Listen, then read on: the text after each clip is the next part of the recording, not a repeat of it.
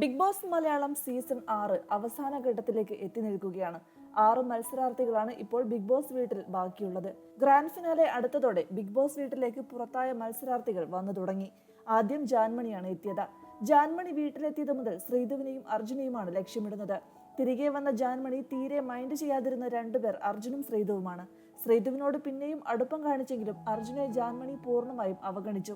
മാത്രമല്ല, കുറിക്കുകൊള്ളുന്ന തരത്തിൽ ചില ഡയലോഗുകൾ ശ്രീധുവിനോട് ജാൻമണി പറയുകയും ചെയ്തിരുന്നു. ഇത് ശ്രീധുവിന് തീരെ പിടിച്ചില്ല.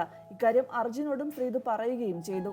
അർജുന് ലഭിക്കുന്ന പിന്തുണ കുറയാനുള്ള എല്ലാ ശ്രമവും ജാൻമണി നടത്തുന്നുണ്ട് എന്ന് തോന്നിക്കുന്ന രീതിയിലാണ് ഹൗസിലെ ജാൻമണിയുടെ പ്രകടനം.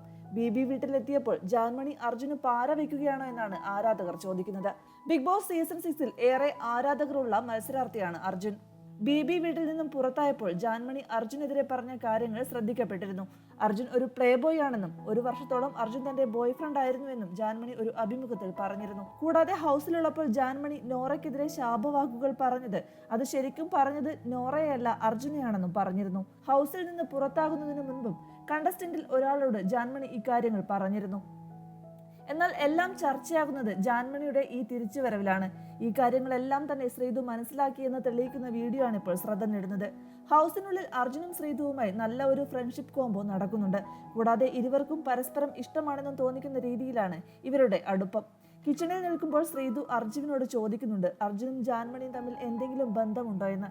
ഇല്ല, പരിചയമുണ്ട്, വർക്കിന് വേണ്ടി സംസാരിച്ചിരുന്നു. ശ്രീധു എന്താണ് അങ്ങനെ ചോദിച്ചതെന്നാണ് അർജുൻ മറുപടി പറഞ്ഞത്. എന്നാൽ അർജുന്റെ മറുപടിയിൽ അത്ര തൃപ്തിയല്ലാത്ത ശ്രീധു, അല്ല, നിങ്ങൾ തമ്മിൽ എന്തെങ്കിലും തപ്പായ ബന്ധം, അതായത് തെറ്റായ ബന്ധമുണ്ടോ? നിങ്ങൾ തമ്മിലുള്ള നോട്ടത്തിലും സംസാരത്തിലും എനിക്കങ്ങനെ തോന്നിയെന്നും വീണ്ടും ശ്രീധു അർജുനോട് പറയുന്നുണ്ട്. ഇല്ല എന്ന് പറഞ്ഞ് അർജുൻ ഒഴിഞ്ഞു മാറുന്നുണ്ട്. എന്തായാലും ജാൻമണിയുടെ അർജുനെതിരെയുള്ള ഈ പരാമർശം ശ്രീധുവിന് നല്ല വിഷമമുണ്ടാക്കിയിട്ടുണ്ട്.